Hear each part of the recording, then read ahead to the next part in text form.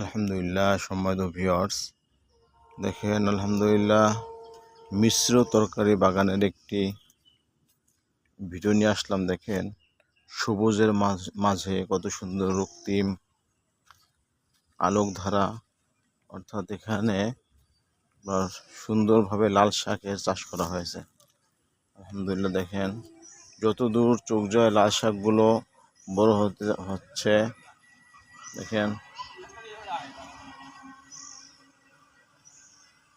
আসলে আমাদের বাংলাদেশের মাটি সোনার চাইতে খাঁটি।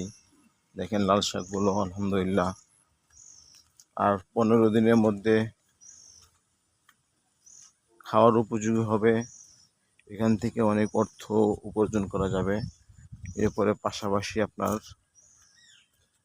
লাল শাক, যেটাকে বলে আপনার ডাঁটা শাক, ডাঁটা শাকের মধ্যে যে জাতটি ছোট ছোট থাকতে শাক খাওয়া যায়। দেখেন আলহামদুলিল্লাহ কত সুন্দর।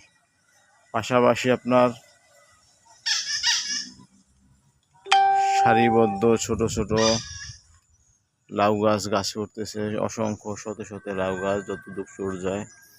এরপরে এই সাইডের লাউ গাছগুলো দেখেন আলহামদুলিল্লাহ ঝাঁকা উঠে গেছে এবং লাউ আসছে আলহামদুলিল্লাহ। আসলে আপনারা এভাবে যদি আপনাদের জমিগুলোকে চাষাবাদের আওতায় নিয়ে আসেন, অনেক সময় আমরা শুধুমাত্র ধান পাট এইভাবে ফসল করে থাকি, কিন্তু এর থেকেও যদি আপনি মিশ্র তরকারির বাগান, অর্থাৎ এই দেখেন লাউ গাছগুলো আলহামদুলিল্লাহ কত সুন্দর হয়েছে।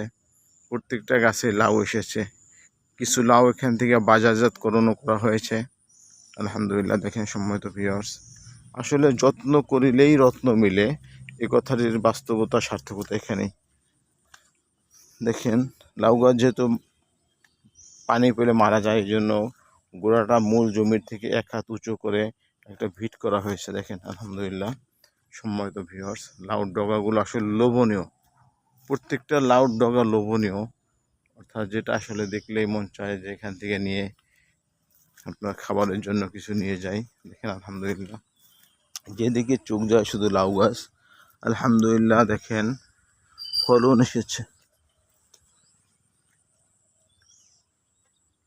প্রত্যেকটা লাউ গাছেরই মাশাআল্লাহ ফলন এসেছে।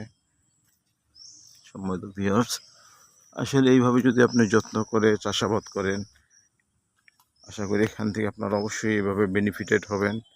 তাই আমি বলবো সকলে আমরা আমাদের যে জমিগুলো অবহেলিত পড়ে আছে অবশ্যই চাষাবাদের আওতায় নিয়ে আসি এবং এইভাবে ফসল ফলাই, নিজে উপকৃত হই এবং দেশের উন্নয়নে ভূমিকা রাখি।